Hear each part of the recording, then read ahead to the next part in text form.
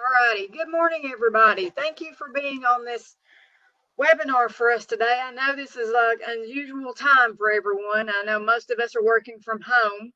I am working from home. Ryan's working from home. I think most of us are working from home. So this is definitely a precedenting time for us. But it's a good thing that we can actually continue these webinars since they are web-based. So this is a good thing. You know, volunteers can still get their hours and everything like that. So this is a good thing. I know maybe, break up the monotony or whatever, but yeah, we really appreciate our volunteers. We hope y'all stick through us through this COVID-19 crisis, and, we'll hopefully get back to normal here in a, month or so, hopefully. So I just want to thank everybody for being on the call, on the webinar today. And today I'm going to be discussing about understanding all the Medicare documents, the Medicare summary notice, the explanation of benefits, the advanced beneficiary notice of non-coverage, the moon, and any more documents. Of course, that's pretty much all the ones that I'll be discussing today. So, So as I said, this is the documents I'll be discussing today. The first one I'm going to be discussing, talking about, is the Medicare summary notice.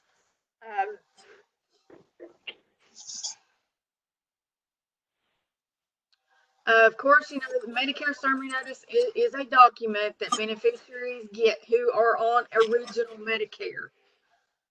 Of course, and there's that's Medicare Part A and B. Now, the explanation of benefits is what beneficiaries get when they are on a Medicare Advantage plan or their Part D drug plans.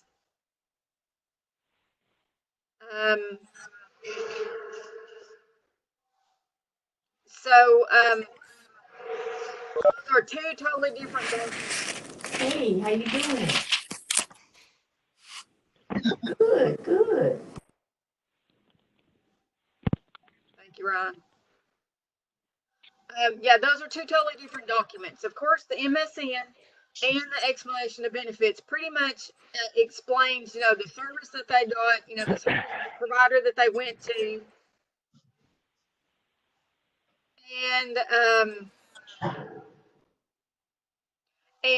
what Medicare was charged, the amount the provider charged, what Medicare was charged, and how much Medicare or the Advantage plan paid, and what the beneficiaries might be billed. So, and these two documents that are different, they come at different times.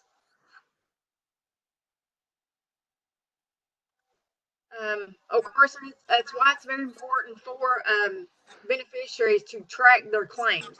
I tell beneficiaries, before you ever pay for anything, that they need to check their statements first, make sure they check their statements and check that against their bills. So they really need to track the services that they get.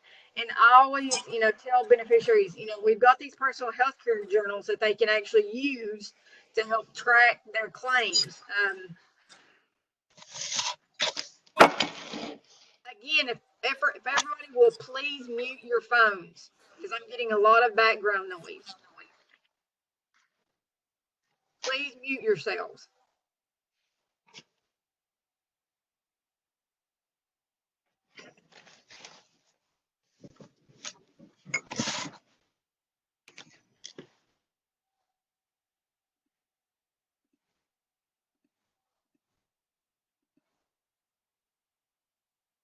Okay, sorry about that.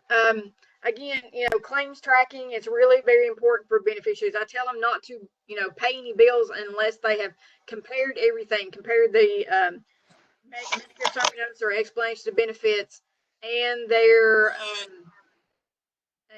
bills before they pay anything, just to make sure they're paying what they need to pay.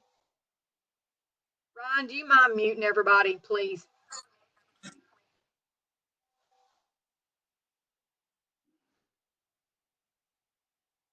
Or just go down and mute the ones that.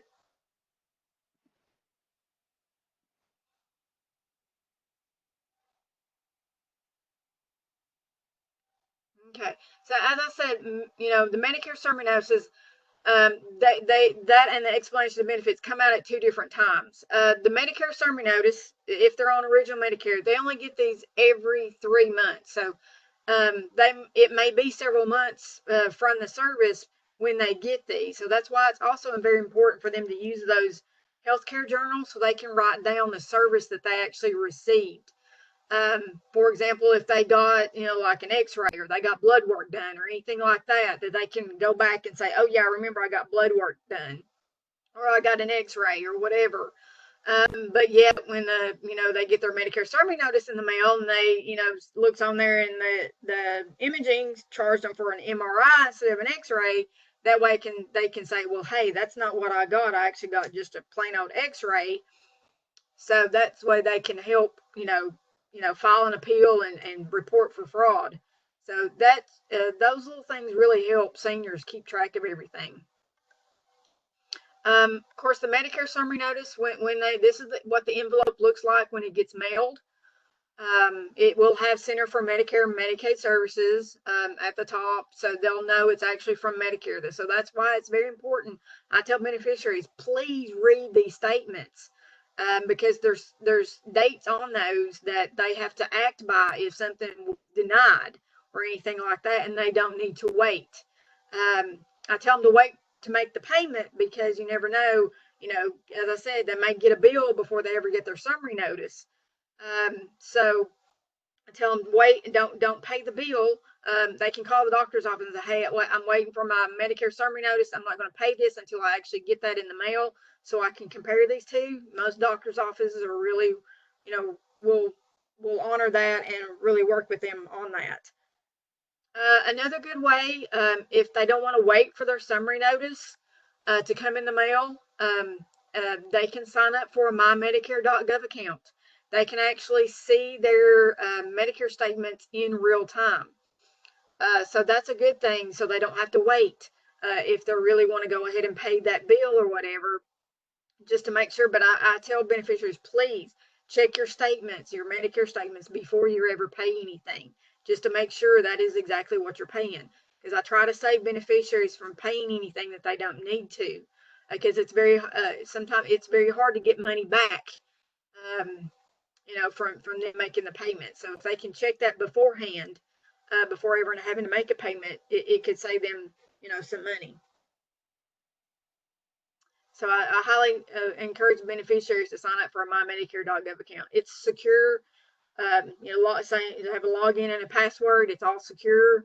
And they can actually go in and, check everything, from that, their deductible status, anything and everything. They can check their plans. They can actually sign up for plans on there. So it's a really good thing. So how do you read a Medicare summary notice? A lot of you have already been through this, so I'm sorry if this is a duplicate.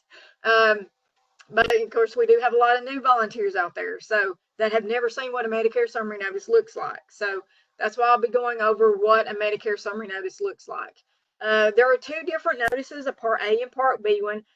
Here lately, I've seen where Medicare has been putting those together, sometimes in the same mailing to save postage, save paper, save postage, things like that. So, and of course, the Part A ones are, it'll show all the hospital coverage, the hospice, hospital, anything that Part A actually pays for, it will be on a Part A one.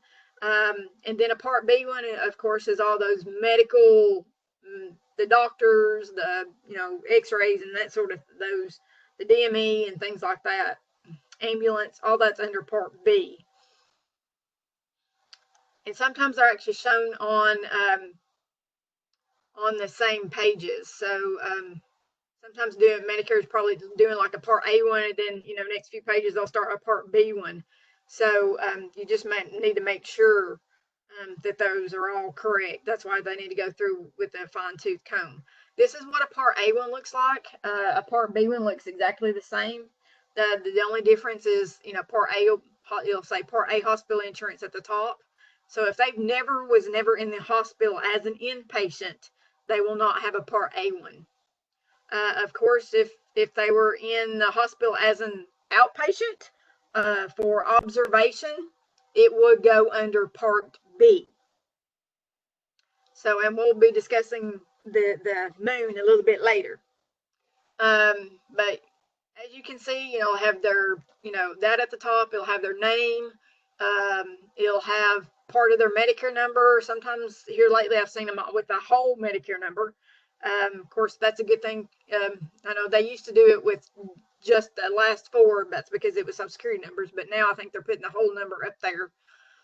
The date of the notice, and that's another date that they need to look at really closely. Claims process between, and I have to explain to beneficiaries that this is the claims process between is not the date of service. It is the date that the provider actually sent the claim to Medicare. And actually, providers by Medicare standards have a whole year, yes, a whole year to submit a claim to Medicare for payment. So this is the claims process between. It's not actually the service dates. So that's why I tell beneficiaries it's just when they sent the claim to Medicare. A lot of them think it's the service dates, but it's not. Another thing to look at is the over here, did Medicare accrue on the right side? Did Medicare approve all the claims? Yes or no? That's another big one, because if there's a no here, the Medicare denied something, and you may have to help them file an appeal. And I'll show you how to file an appeal on the very last page. Here it'll have their deductible status. Have they met their deductible or not? And that's A and B, both. And then it'll have down here, the dates of the service and, what the name of the provider. And here it'll have what they may be billed. And I keep telling beneficiaries, this is not a bill. So you can't go by this completely, because especially if they are like QMBs, Medicare beneficiaries,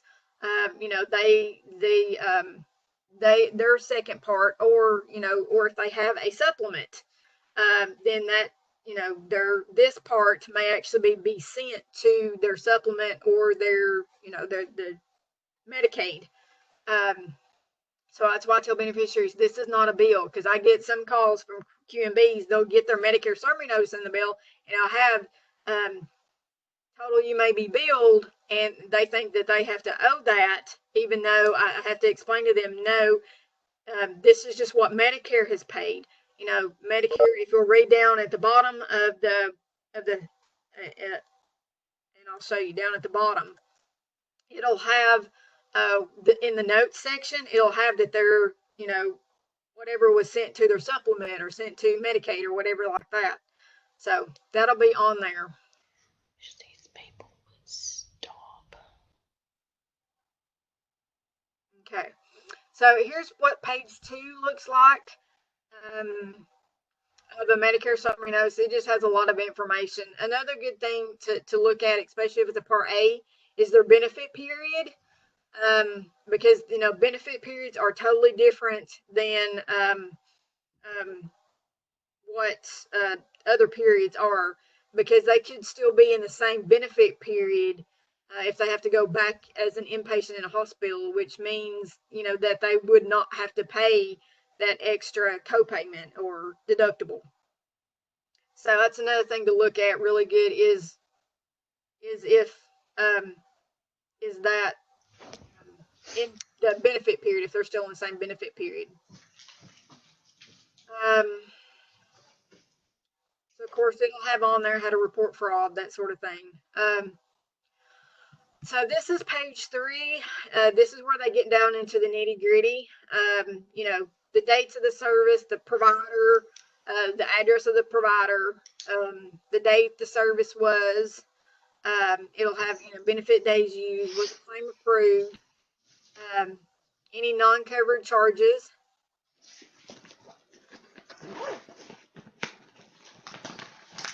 Deborah, could you mute yourself, please?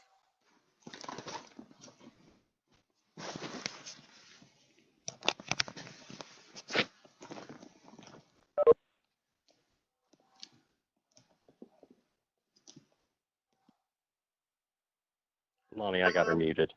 Thank you. So the amount Medicare paid and the maximum that they actually may be billed. And I tell beneficiaries, please read these notes. If there's a letter up there, please read their notes at the bottom. I said, here on this one, it says, was applied to their skilled nursing co-insurance or whatever. Sometimes if they have the supplement, it'll say this was sent to, the remaining balance was sent to their supplementer, and it will usually have the supplement name and things like that. So that's why it's very important for beneficiaries to read these notes. So as I was telling you, how to file an appeal. So if Medicare denied something, here's how you file an appeal. You need to find the very last page of their Medicare summary notice. Because on the very last page, it'll take step by step on filing an appeal in writing. So that date that I was telling you about, this date of this notice, why is this very important? Is because there's a date that Medicare has to receive the appeal by. And of course, on this one, it says January 21st, 2014. This is 120 days out from the date on the date of the notice. So that's 120 days out from the date of the notice normally. So that's why it's very important for beneficiaries to read their Medicare summary notices, because there is time sensitive information on it. So in order for them to file an appeal, here's the steps that they have to do. If Medicare denies something, they need to circle the service or claim they disagree with, explain in writing why they disagree with that decision, and the more specific the better. If they can get any documentation to go along with that, if they can get their doctor to write something, a letter or anything like that, explaining why that Medicare should pay for this, more is the better to attach with it. So they need to fill in the blanks. So name of the beneficiary representative. They have to actually sign it, their telephone number, and their complete Medicare number. And here is include any other information they have about the appeal. Write their Medicare number on every single sheet of paper that you're going to send, and then make a copy of it and any supporting documentation, because Medicare doesn't lose stuff. And then mail that to, and it'll have the name of the place that needs to be mailed to and the address. So sometimes without being volunteers, you may have to help somebody file an appeal. It's really not that hard. You just need to be more, specific on why they, Medicare should pay for it. If you can research any, Medicare guidelines or anything like that, it would be beneficial. I did have to help someone file an appeal. It's been a while ago. It was for a CPAP machine. He had done everything possible. Like they had a sleep study and things like that. He had checked off everything in order for Medicare to pay for that CPAP machine. The only reason Medicare did not pay for that CPAP machine is because the DME company did not date stamp when they received the order from the physician. So that's why Medicare denied. The DME company did not date stamp it. Luckily, he did actually win that appeal. We did actually have to go up to the administrative law judge to get that done, but we had all of our ducks in a row. I mean, with that appeal, we submitted a letter from the doctors. We submitted a copy of the prescription. We submitted the copy of the sleep study. I mean, we submitted everything with that appeal. So Medicare had that all in hand. It turned out it was the DME providers' fault, not the beneficiaries or the doctors. So Medicare, that's why they went ahead and said, well, it's this is the provider's fault, not the beneficiaries, and Medicare should pay for this. So it helps to keep going up. If you keep getting denied, Go to the very last level of the appeal if you can. Lonnie, Yes. this is Nancy, and I have another suggestion too, especially if a claim is for, say, an emergency room visit or something related to it, or maybe even an ambulance. Call that facility wherever they went and request a copy of that discharge summary, so that when they send it in, here's the actual record of what went on. They'll have that documentation from the facility. And as far as ambulance, of course, if they didn't go to the nearest facility, then that can be an issue. But Yes. if they have called the doctor and the doctor said, meet we at XYZ, which is not the nearest facility, then obviously they need to get the doctor to put that in writing and Yes. attach Yes. that to the PO also. Yes. Very good, Nancy. Thank you. And of course, Nancy is a retired nurse, so any advice from Nancy is very helpful. So yes, any documentation to help prove, why Medicare should pay for that. And there's a lot of hoops you have to jump through for Medicare. Of course, it is a federal program, so there's a lot of things you have to jump through for you. Like Nancy said, ambulance services have to go to the nearest hospital. If you don't, the Medicare will deny it. I mean, there's a lot of different hoops that have to be jumped through. But if you can get that documentation from, the doctor, or whatever, anything and everything will help. Discharge summaries, discharge plans, any orders from the doctor, if you can get them in writing, anything and everything helps with an appeal. So here's what a Part B one looks like. It looks very familiar with similar to a Part A one. So I'm gonna skip through this pretty fast. As I said, look at the top. It either says Part A hospital or Part B medical. So keep that in mind. Here it'll have the services. Usually the third page is when the services start. So just look at those. Make sure the dates match up. Make sure the service is match up. Also, they can actually look up the code. There's a code. Usually it'll have the service name and then there's a code or a number after it. They can look those up to see if those are correct, or things like that. Usually you can look up the paperwork from the doctor's office to make sure the codes are matching up, things like that. Make sure you get a copy of anything and everything.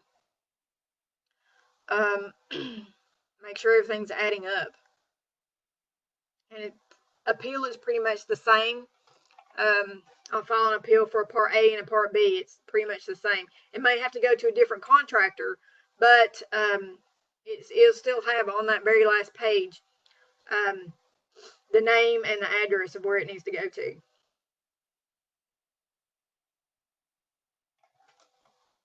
So, anybody have any questions about Medicare summary notices? If you can raise your hand or something, and I'll look down and see if I have any hands raised. Or you can type your question in the chat box. Okay, I'm not seeing any in the chat box or anything, or hands raised. Okay, so I'll go on. Of course, if you have any questions, please don't hesitate to put them in the chat box or raise your hand. Okay, so now on to explanation of benefits. Of course, explanation of benefits, as I said, is not the same as a Medicare summary notice. Explanation of benefits, they get this notice from their Medicare Advantage plan or Part D plan. And it could not be named an explanation of benefits. It could be a summary benefits. It's whatever the Advantage plan wants to call it. I'm calling it explanation of benefits. That's pretty much what Medicare goes by. But I've seen different names on them, but they're pretty much does the same thing as a Medicare summary notice. It'll have, the summary of the services, the items that they receive, what the, provider billed, the amount, that was approved, and how much the Advantage plan or the Part D plan paid and how much the beneficiary owes. So pretty much same thing, has the same stuff as on a Medicare summary notice. It also have to tell beneficiaries, remember, this is not a bill. And the explanation of benefits are actually mailed usually in real time. They pretty much mail them pretty much as soon as they process the claim or whatever, it's mailed out. So, or they mail it out monthly. It depends on the plan. And of course, there's some plans that you can actually access those online. So you'll have your same thing with like Blue Cross Blue Shield or HealthSpring or Cigna, any of those, United, all of those. You can have access online. They'll have a username and password. So if they want to do that. Of course, the layout might be a little different than the Medicare summary notice, but as I said, it pretty much does the same thing. The example I've got is, here's just an example of one that I pulled off the internet.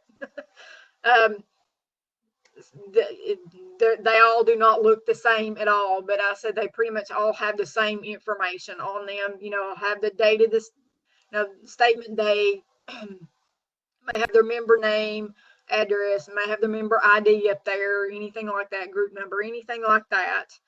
And then, of course, they'll have, their date of service, the service description, was a claim paid or denied, the provider charges, the allowed charges, any co-pays, deductibles, co-insurance, paid by the insurer, and what the beneficiary might owe. And of course, there's always remarks or whatever. So please read those. I tell beneficiaries. So, and it'll have up here then a provider and things like that. So, claim number, date that it was paid.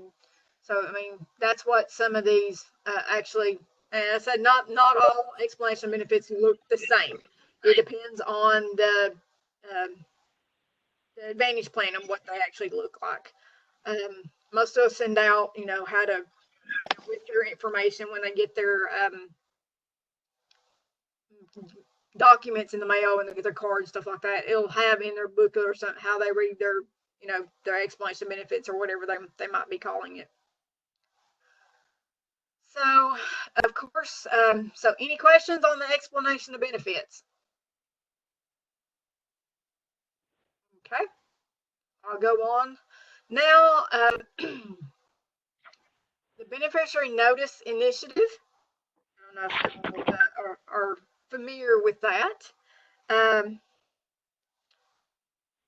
So, of course, with the Beneficiary Notice Initiative, this gives Medicare beneficiaries and providers certain rights and protections related to financial liability and appeals under the fee-for-service Medicare and the Advantage plans. So, and these are actually communicated through notices given out by providers. And of course, one of those notices is the ABN. So an ABN, so what is an ABN? ABN stands for Advanced Beneficiary Notice of Non-Coverage. Okay, sorry, I've got a question here. Helen typed in. Okay. Can folks with Advantage plans see their EOBs on their MyMedicare.gov accounts? I think so. No. No? This is Nancy. No, you cannot. Okay, no.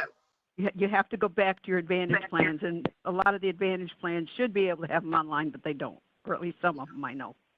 Yeah, a lot of them do, but there's a few that do not. That is true. Now, if they go on their MyMedicare.gov account, they can see what plan they have. Okay. So, with this Advanced Beneficiary Notice of Non-Coverage, so what document is this for? This is a document that is issued by providers in situations where Medicare payment is expected to be denied. pretty much. So Medicare does not pay for that. They don't think Medicare will pay for this service. And there's several out there that they don't think Medicare will pay for, that they know Medicare will not pay for. So of course these are issued to transfer, financial liability to the Medicare beneficiary in certain circumstances.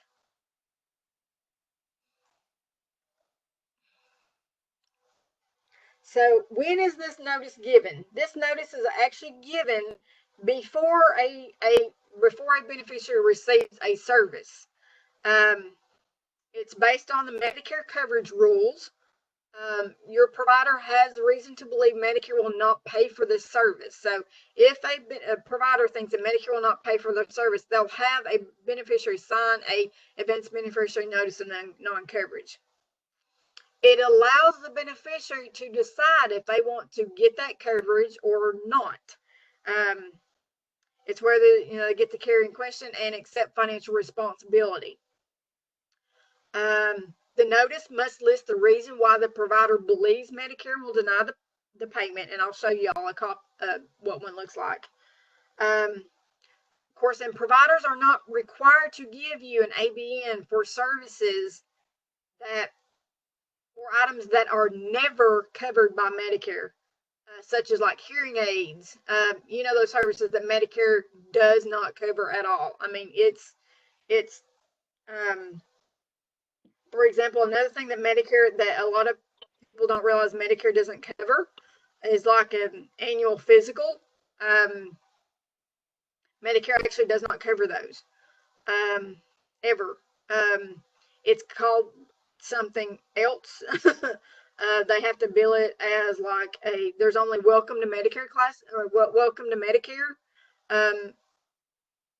exam, or there is a what's it called? I've already went completely blank. Can't remember what it's called.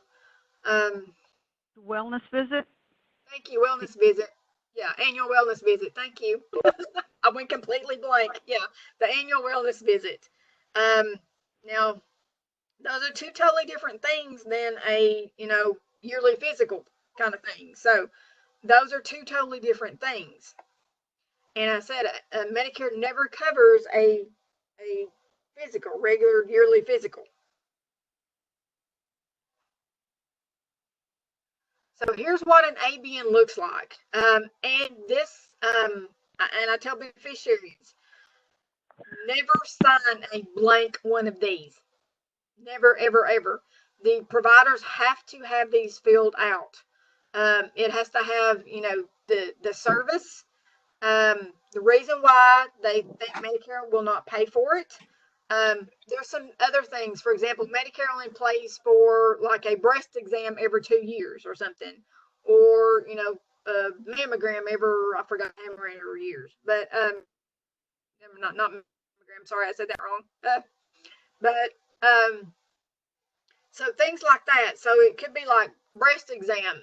Reason why Medicare this service is only paid for once every 40 or 24 months or something like that, and it should have the cost.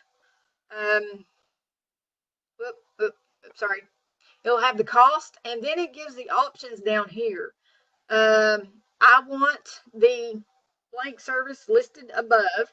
You may be asked to pay now, but I also want a Medicare bill for an official decision on payment, which is sent to me on a Medicare summary notice. Understand that if Medicare doesn't pay, I'm responsible for payment, but I can appeal to Medicare by following the directions on the MSN. If Medicare does pay, you will refund any payments I made to you, less copays and deductibles, of course. So they can choose that option. Or 2, I want the service listed above, but do not bill Medicare. You may ask to be paid now, as I am responsible for payment. I cannot appeal if Medicare is not billed. Or option 3, I do not want the service listed above.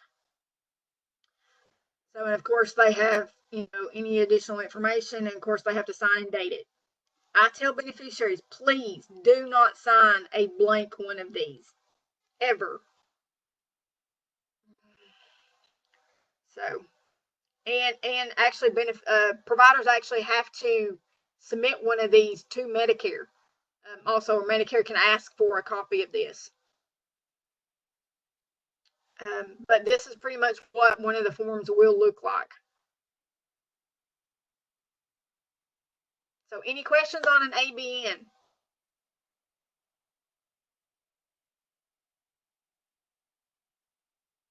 A lot of the questions come from where it says, or for items or services, that Medicare never covers. They do not, providers do not have, are not required to give an ABN for services that Medicare never covers. And that's, under guidelines of Medicare.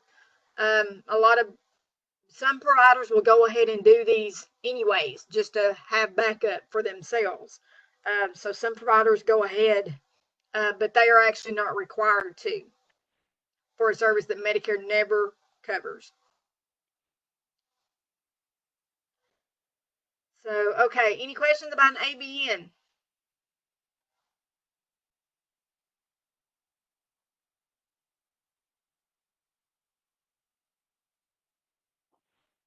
I'm not seeing any hands raised or any questions typed in. Okay, I'll go on.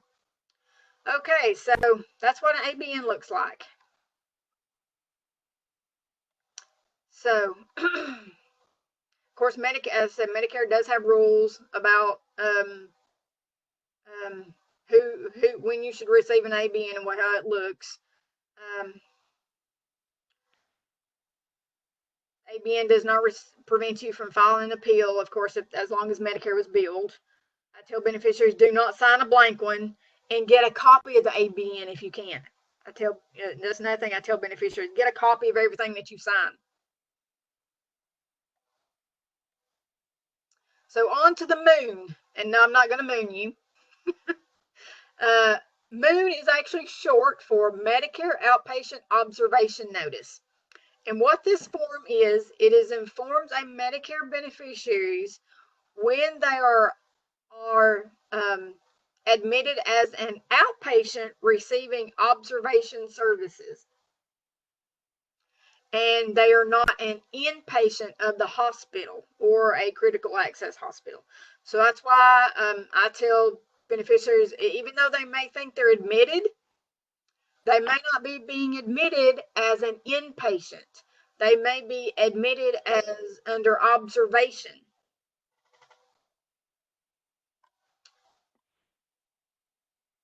So, and that's what this moon notice is for, because there was a lot of confusion, because a lot of beneficiaries thought that if they were being admitted to the hospital, they were being admitted as an inpatient, when in fact they were not. And there's actually certain criteria that they have to meet, Medicare criteria that they have to meet in order to be admitted as an inpatient. So a moon is required. All hospitals and CHAs are required to provide a moon to all Medicare beneficiaries, including the ones that's on Advantage plans, informing them that they are outpatients receiving observation services and are not inpatients. So when do they have to do this? Or actually, they have to provide the notice if a beneficiary is receiving observation services for more than 24 hours. So if a beneficiary is in there under 24 hours, they do not have to do a moon. So a moon must be provided no later than 36 hours after observation services as an outpatient begin. So, and of course, so that's another thing. So there's another time limit. So only moons have to be given to beneficiaries that are been in outpatient observation longer than 24 hours, and the provider or the hospital has to give them the moon no later than 36 hours after observation services begin. Oh, and this also includes beneficiaries who do not have a Part B coverage, Beneficiaries who are subsequently admitted as an inpatient prior to being to the required delivery of the moon. And this happens, that happens a lot, where they're admitted under outpatient observation for a couple days, and then they actually turn that into inpatient. So I've seen that happen, and that can be billed. So those first two days were billed under Part B, and then the rest of the is billed under A. And of course, another instance is beneficiary of Medicare is either the primary or secondary payer. So pretty much everybody gets a moon. Everybody. So here's what a moon actually looks like. It's 2 pages. The first page, and it could have like the hospital's logo at the top. Medicare is giving them leeway to do that. So it'll have Medicare outpatient observation notice. It'll have the patient name, patient number. And it'll have the reason why they are not an inpatient. And it'll just have some explanations of things like that. Being an outpatient may affect what you pay in the hospital. Of course, it'll say, covered under Part B. It may affect, your medication. It'll explain that too, that it'll affect copays and things like that. So here's what page 1 looks like. And here's what page 2, it'll explain, your cost for medications. If they're in there under outpatient observation, Medicare does not cover their medications while they're in there. They do not cover any self-administered drugs. So, but they can actually get a copy of all the medications that they had while they were there, if they will ask the hospital for those, and they can actually submit those to their Medicare, their Part D, their drug plan, to see if the drug plan will pay for them. But I'll tell you right now, Medicare does not cover those while they're under Part B, while they're in there.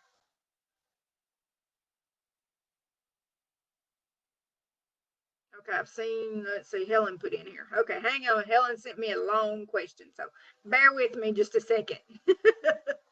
Okay, it says, have you seen this? In a decision issued last week, a federal court judge in a nationwide class action ruled that Medicare beneficiaries who have been denied coverage for nursing facility services after transferring from hospitals because the hospital changed their status from inpatient to observation status now have a right to appeal their classification and potentially receive reimbursement from Medicare for the uncovered nursing facility charges. It came from Justice and Aging. I have seen that. I just don't know. I haven't read into that a whole lot. So yes, I have actually seen that. Has anyone else seen that decision?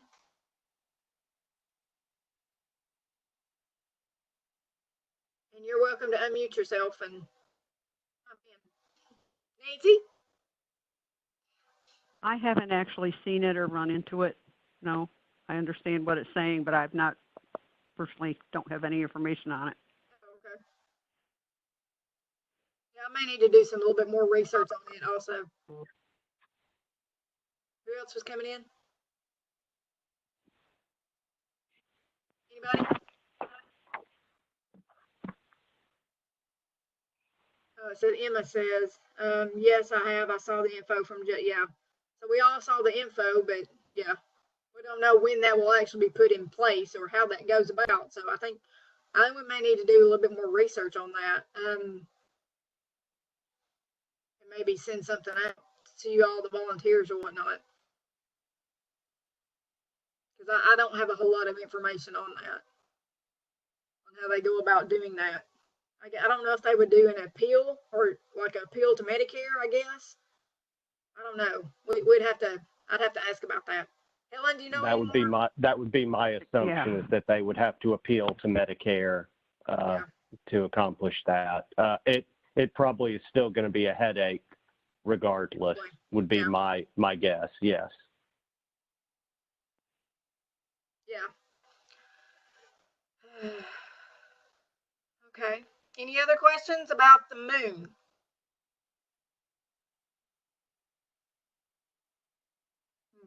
And actually, believe it or not, hospitals actually have a committee or whatever that looks over all the admissions, and they can actually be changed. That committee can actually change the admission from inpatient to outpatient. So keep in mind, stuff like that does happen all the time. I tell beneficiaries, it's good to educate. It's also good to educate the families. The children taking care of their parents on these forms, the ABN, the moon, and things like that. Especially, I've had beneficiaries tell me, well, I was, drugged up or whatever on pain medicine and don't remember signing it, or if they did, they may have had a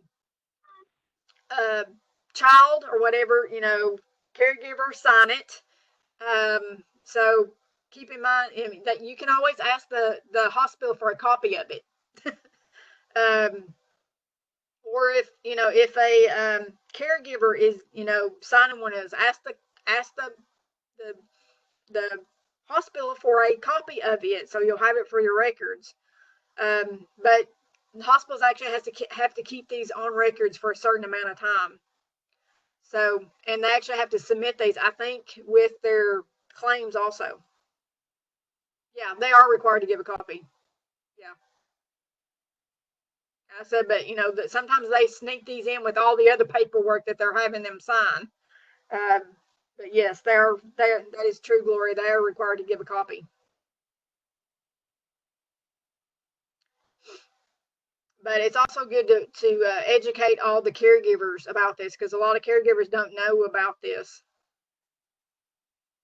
So if you're doing any welcome to Medicare classes or anything like that,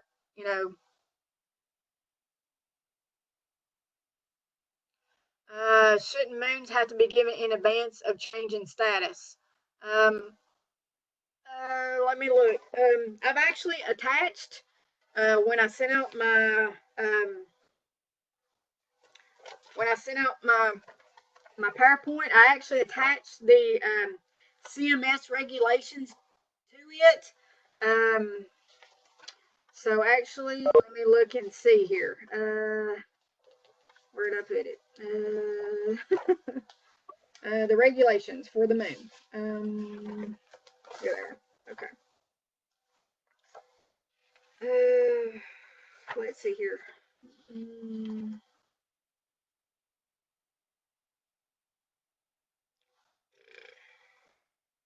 Okay, the moon is intended to inform beneficiaries who receive observation.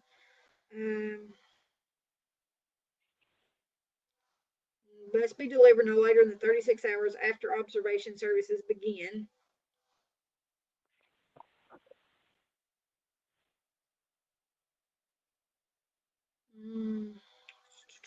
Let's see here. Sorry, bear with me. I'm looking.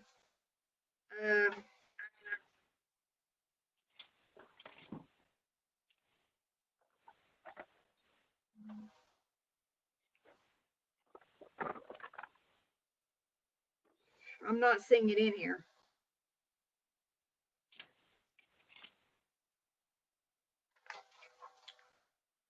Hospitals may deliver the moon to beneficiaries in accordance with this section.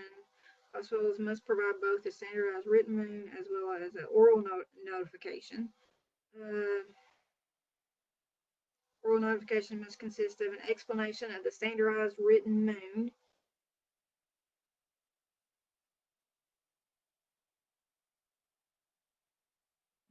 Okay.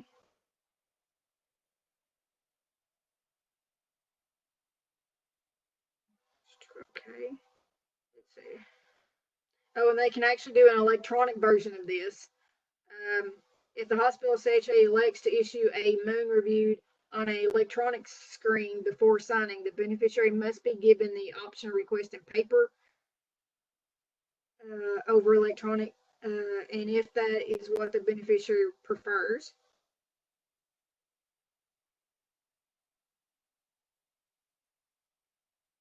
Oh, and regardless of whether a paper or electronic version is issued, whether the signature is digitally captured or manually penned, the beneficiary must be given a paper copy of the moon. Okay.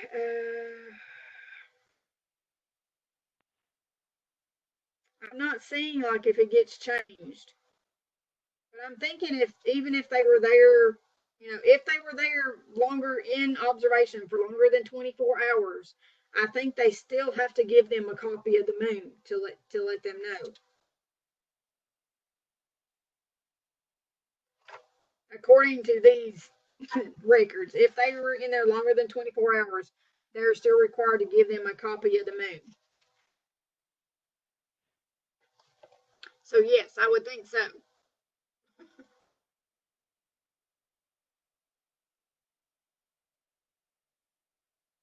Now, I don't know if it's about in advance of the change of status. Probably not, no. But I think they would still have to give the moon, even though, they may have been changed from outpatient to inpatient.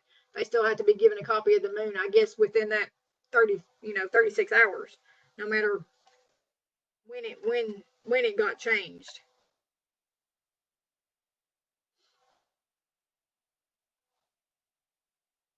Okay, so that's pretty much all I've got today. Now I'm going to open it up. We've still got several minutes for questions. Do y'all have any questions? Any issues, questions?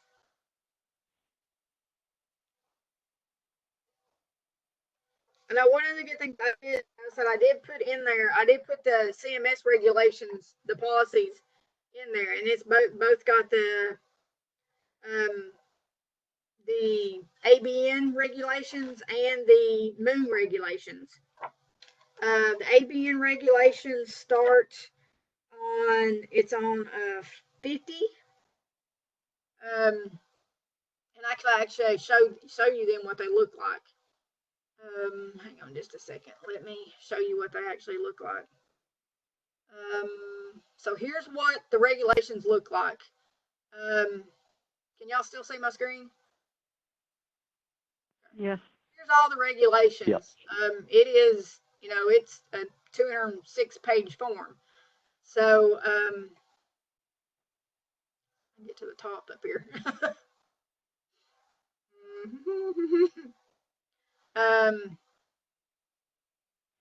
ABN regulations start on like 50. Yeah.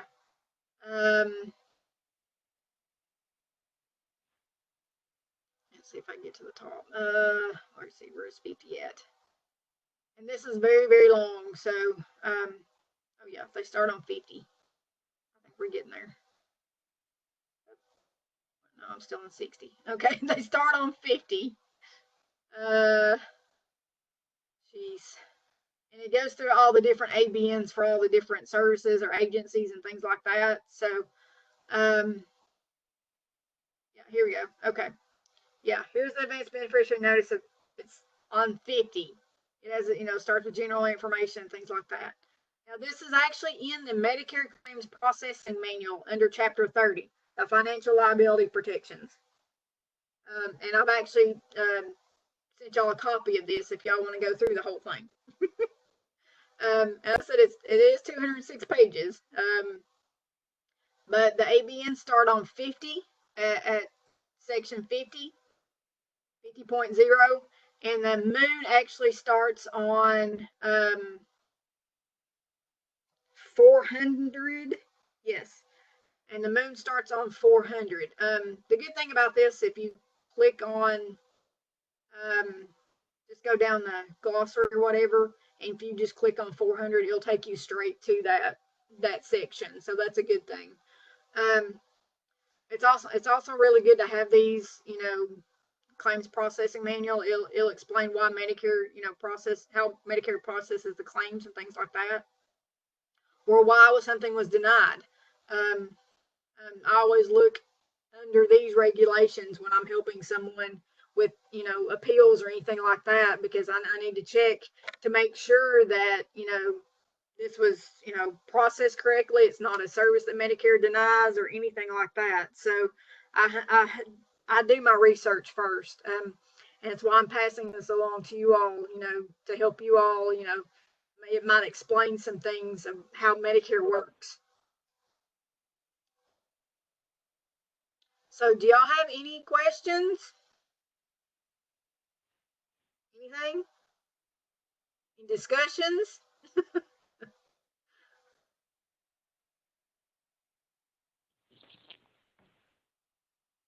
Any situations you want to pass along? This is Nancy, and especially this would be for people on Advantage plans or families if they're helping people, and this is real life. It happened to me last year. I had some health care services, and I got a bill in the mail for over $2,000 from the hospital. I recognized the data service. It's like, yes, that's a valid data service. I was there. I did have services. Again, I've been working with managed care long enough. I knew I didn't owe that $2,000. So I called them and said, I don't owe this. Something's wrong somewhere, because it was actually a date of a pre-op visit. So number one, it should go under inpatient, or at least it would go under outpatient, and $2,000 would not my outpatient copay. Oof, goodness. Yeah, it's like I just get the bill each month. I call and say, nope, don't owe it. Thank you, bye, pretty much, and hang up. But again, it took about 4 months, 3 to 4 months, for them to get that charge off. But I went back, I looked over all my explanation of benefits. I called my Advantage plan and said, now I'm not seeing this charge on any of these explanation of benefits. Is something in the works? Have you received it? No, they had nothing on that. Again, it was something that had to be written off. That whether they coding, I don't know, but they hadn't written it off. And it took about 4 months. I just kept telling them, look, it has not come through on my explanation of benefits saying I owe it. And eventually they got it straightened out. But that's why, back to what you said at the beginning, whether it's a Medicare summary notice, an explanation for an Advantage plan, hold off. Don't pay it up front. Because exactly. I can see people that don't understand their benefits. Oh, I owe them $2,000. Let's make a monthly payment. Well, no. You've got to understand your benefits. If nothing else, if you're not sure, call your Advantage plan. Call member services and talk to them about it, and have them help people understand it. Because I can see people getting a bill like that and just saying, oh, it was a validated service. Yeah, I was there. I had a bunch of stuff done. I knew exactly what it was. But I also knew that I didn't owe it. And especially if it's a family member, they may need some more guidance. Exactly. So make sure you've got it, and it's in the you may be billed column that you're going to owe it before you pay it. Exactly. Another situation that I just had this week, I had a beneficiary. She went to her primary care physician, and that physician actually referred her to, and she has an Advantage plan, actually referred her to another physician that was actually out of network. Mm-hmm. Of course, her Advantage plan, denied that when she went to that other doctor because it was out of network. And I explained to her, even though her primary care physician may have referred her to that, she needed to make sure before she ever went to that physician that physician was in network. Because you have to still work under the provisions and the rules of the Advantage plans, or you could be paying out of pocket for something. Even though her primary care physician referred her to that. I told her, I said, you would have to call your Advantage plan, and, if they think they should have paid, file an appeal. It never hurts to file an appeal. That's just what I was going to say. Appeal it. Appeal it. Because she did what she should. That doctor should have known. Yes, she probably should have checked. But the doctor should have made sure that provider was in network. And in certain cases, even though a provider will be out of network, if there's not a like provider or certain other little nuances, they are required to cover that service. The one thing I say to people all the time is ask. Yes. You make or appeal. You may get turned down, okay. You do. But otherwise, ask. And in a situation like that, I'd also go back to the doctor and say, why did you send me to an out-of-network doctor? Yeah, exactly. Exactly. and get documentation from the doctor. Say maybe that was the only doctor in town or whatever. So anything, any backup documentation that she could have gotten from her primary care physician would have, she could send with the appeal. Okay, I've got a question typed in, so bear with me just a second. It looks like a long one too. Okay. Last year, I had a client who was given a moon to sign right after a procedure before her mind was clear. She literally had no memory of signing, but it was her signature on the document. I think it is an unfair practice. Well, as I said, that's and I don't know what to say to that. Yes, it might be unfair, but that's why you need. I tell beneficiaries if you can, and I know there's a lot of beneficiaries out there that do not have family. If you can have a family member there, especially after procedures where they can explain these to them, then but the hospital did do what they were supposed to have done. So as I said, she may not have remembered signing it, but her signature was on the document. That's why she needs to get copies. They should have given her a copy of it, or a family member, something. But yes, it may be unfair, but the hospital was doing it by Medicare standards.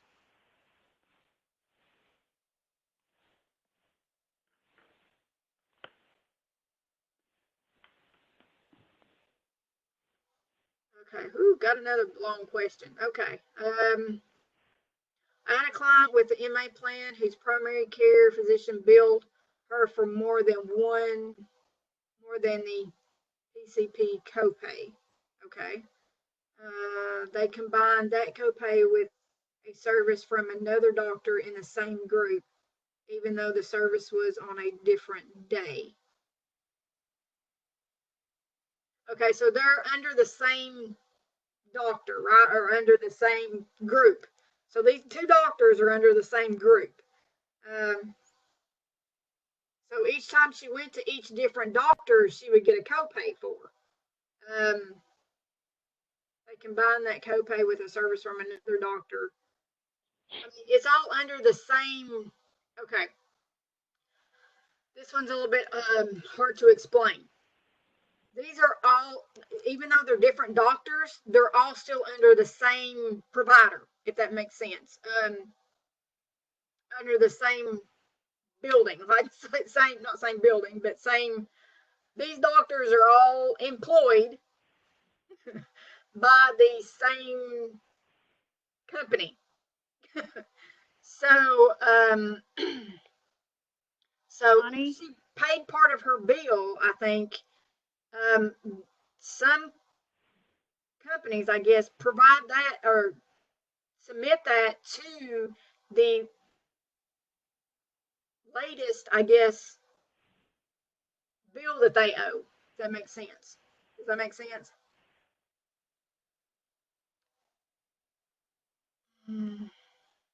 Because all the doctors are under the same facility. If that makes sense. Does that make Lonnie, sense? this is Nancy again, and it can be difficult because it depends on how contracts are written. Like if it's an independent practice association, if it's the association that is contracted, then all doctors in that association. But sometimes it's not the overall association that contracts, it's just the individual doctors. Yeah, that's true. It can get tricky, and unfortunately, we as the healthcare consumer aren't going to have a clue because we don't get into the provider contracting part of it. Yeah, but it exactly. depends on how all of those are written up. I'm with a doctor that's a part of HCA. Normally he works with doctors around Centennial. When I broke my arm and I went to Southern Hills Emergency Room because it was the closest one, I'm then at Southern Hills, and there were some little issues there because they really weren't a part of, even though all doctors were contracted with the plan, it's something about, again, they weren't in that same group. It all got worked out. I said, I'm in the office. You're going to fix it. I'm here. You know, I did what I had to do. But it gets tricky. It gets very, very tricky. But again, I agree with, yes, contact the Advantage plan, get all the information from the doctors, and you just have to work through it a step at a time. Yeah. Adrian has her hand up. Adrian, did you want to add anything? Yeah, I just wanted to clarify. I agree. I think that's why I told her to get it itemized, because I said it, you know, it may be legitimate, but because the way that it was given the first time was so simplified and made it unclear, and that's what threw her off. I said, you know, ask for an itemized, and that way you can see, oh, okay, here is my original PCP copay. That's correct. Okay, this is the other service. This is correct. And if she needed more explanation, you know, call Blue Cross and they could probably help her, you know, wade through that and just make sure everything was on the up and up. But I think the original bill was just so a more simplified bill that it didn't really detail everything. Because when she called them, they tried to explain it and it just threw her off even more. That's why I said, well, if you get an itemized, at least it'll be in writing and that could help you out. Yeah. Yeah, definitely.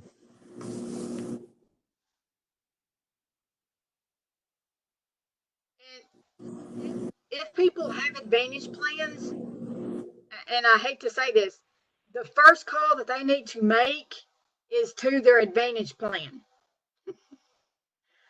Because Advantage plans can help them walk them through a lot of this questions, issues, things like that. Sometimes Advantage plans can do a three-way call, anything like that. Sometimes they can actually, the Advantage plan can actually get it corrected. So I tell beneficiaries the first call, if you have an Advantage plan, the first call you need to make is to the Advantage plan or to the provider. Sometimes both at the same time if you can. I said some Advantage plans will actually call a provider and do like a three-way call. But that's what I'm saying. It's just, you know, another thing that I tell beneficiaries, make sure you read all your Advantage plan ins and outs. Make sure you read those procedures and things like that. You know, what's covered, what's not covered. It just goes back to a lot of things that, you know, people don't know what is covered and what's not.